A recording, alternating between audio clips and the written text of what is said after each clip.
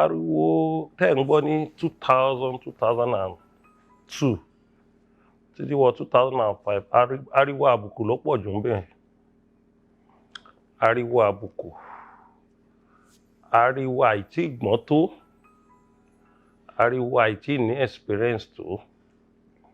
Bí àwọn kan ṣe ń fẹ́ kí ariwo yẹn máa lọ kán máa fi bẹ̀rù OPC, bẹ́ẹ̀ làwọn kan ṣe ń wò ó pé ẹgbẹ́ yìí ò dáa pẹ̀lú nǹkan tó ń ṣe, pé jàǹdùkú ni wọ́n, abàlújẹ́ ni wọ́n, ẹgbẹ́ tó wá ń da ìlú rú òun lẹgbẹ́ yìí jẹ́.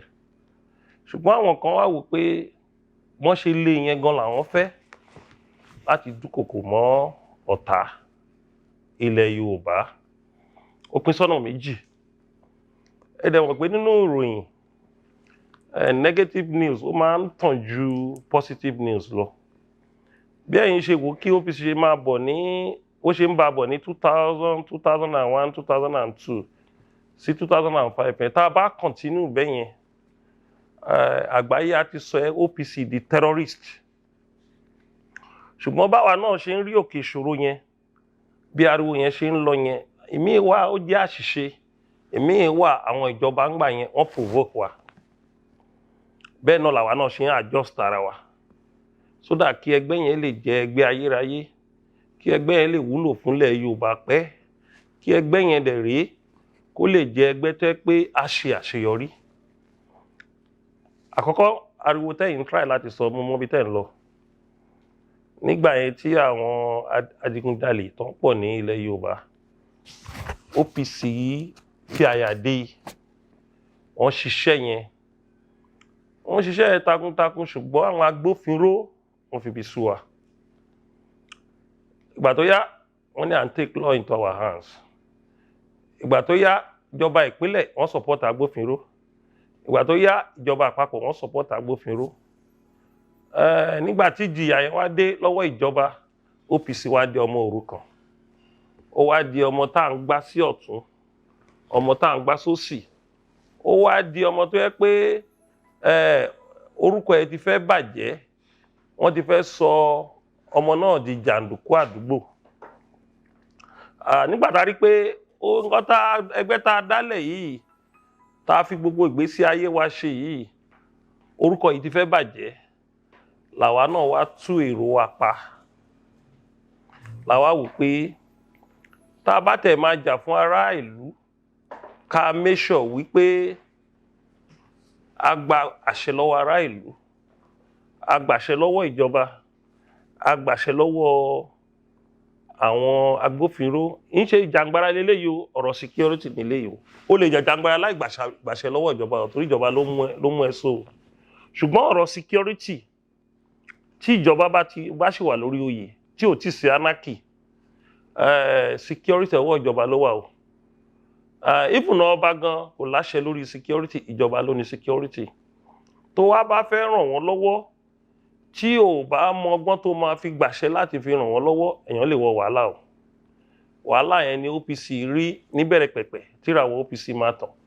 Lóòótọ́ a dá OPC lẹ̀ ní 1994, wọ́n tírawọ́ OPC bẹ̀rẹ̀ sí ń tàn ní 1998, 99, 2000, 2001 and 2. Ṣùgbọ́n security ta involve yẹn láì ní support àti cooperation àwọn ọlọ́pàá SSS yẹn, òun ló ba orúkọ ẹgbẹ́ yìí jẹ́ jù. Ó dùn mẹ́yìn ará ìlú pé a ṣe fún yín nígbà yẹn, ṣùgbọ́n nígbà tí wàhálà ẹ dé, ará ìlú kọ̀yìn sí wa.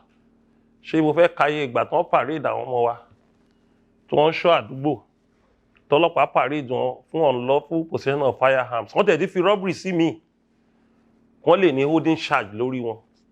Ṣé mo fẹ́ káyé àwọn ọmọ OPC tí ò ń ṣe 1000 tó lọ ṣẹ̀wọ̀n lórí pé ó ń ṣọ́ ará ìlú ni? Ṣé mo fẹ́ káyé àwọn ọmọ OPC tẹ́ pé wọ́n pa ní various state SARS pé torí pé wọ́n ń ṣọ́ ará ìlú, wọn ò jẹ́ káwọn adigunjalè kan mú rìbá wá fún àwọn? Èmi kan tí mo jẹ́ lórí, ṣé mo fẹ́ sọ nǹkan tójú mi rí ní SARS Ìkẹjà yìí? Mo fẹ́ sọ nǹkan tójú mi rí ní Alágbọ̀n? Mo fẹ́ sọ nǹkan tójú mi rí ní 4CID ní Àbújá lórí pé à ń jà fún ẹ̀tọ́ àti ọ̀rọ̀ security ìlú?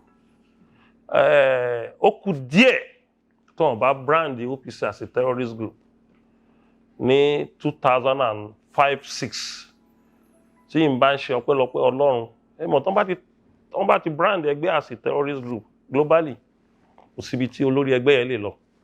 Mo mọ nǹkan tí ojú mi rí kí n tó bẹ̀rẹ̀ sí rí visa European Union gbà. Mo mọ nǹkan tójú mi rí kí n tó bẹ̀rẹ̀ sí rí visa Britain gbà, even America, lórí pé a jà fún yín lórí ọ̀rọ̀ security náà ni. Ṣùgbọ́n nígbà tí ìṣòro yẹn dé, ọ̀pọ̀lọpọ̀ máa mọ̀ pé OPC jólùrànlọ́wọ́ mọ̀. Ìjẹ́ mọ̀ pé àwọn ẹlẹ́sìn gan tẹ́ pé OPC ti ràn lọ́wọ́, wọ́n fi ẹ̀sìn gan tí fi hate OPC pé olóòṣà ní àfẹ́ bá yín ṣe papọ̀. Ṣùgbọ́n tí ìṣòro bá dé, wọ́n á ní kí ló OPC ń ṣe. Ìran Yorùbá ní ẹnu wọn lẹ̀fà, ẹnu wọn lè jẹ. Èèyàn mélòó ló ṣeré fúnlẹ̀ Yorùbá tí ń ṣe pé ibi náà fi sú wọn gbẹ̀yìn. Ṣùgbọ́n tá bá wò yẹn, kò sí ẹni tó máa ṣe ìgbìyànjú mọ́ ní ilẹ̀ Yorùbá. A gbọ́dọ̀ máa ṣiṣẹ́ wa ká fi èrè wa sí ọwọ́ Ọlọ́run. Ìdí yẹn ni pé la fi ṣe àtúntò báyìí. Àtúntò ni pé ẹ̀yin ọmọ yìí o, gbogbo landlord tó bá máa gbà yín fún security, àwọn ọmọ OPC ń ṣe security lọ lábẹ́lẹ̀ ṣùgbọ́n àti dọ́gbọ́n sí. Gbogbo landlord tó máa gbà yín fún security kan mú yín lọ sọ́dọ̀ DPO, kan introduce yín sí DPO.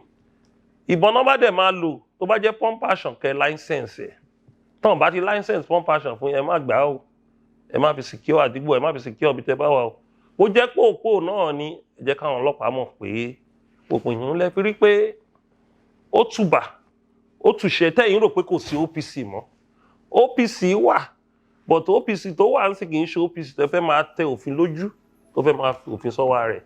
Tí ogun bá dé, ẹ jẹ́ ká jagun. Ṣùgbọ́n tá a wà lábẹ́ ìjọba kan tó gun ò tíì dé, ẹ jẹ́ ká operate lórí bí ìjọba ṣe wà. Ṣùgbọ́n tó gun bá dé ṣe hàn pé kò sófin mọ́. Òun náà ń pè ní anarchy. Ó wá lè display strength ẹ, ó lè display power ẹ láti fi defend ìran yẹn. Ṣùgbọ́n tó gun ò bá tíì dé, kò yẹ kó gun abẹ́lé máa jẹ àwọn kan, káwọn kan máa jẹ turkey nínú mansion, káwọn kan máa jẹyà nínú prison, kan gbogbo ilé ayé wọn kan rùn ẹ̀, ọmọ tó bí kó máa ráyè tọ́jú ẹ̀, kẹ́nìkan dẹ̀ wà ní ayé kó wà kójọ ọmọ Yorùbá kó máa build career ẹ̀, kó máa di senator, kó máa di governor, kó máa di house of reps, káyé àwọn kan máa bàjẹ́. So ìdí tá a fi tún OPC tò ní.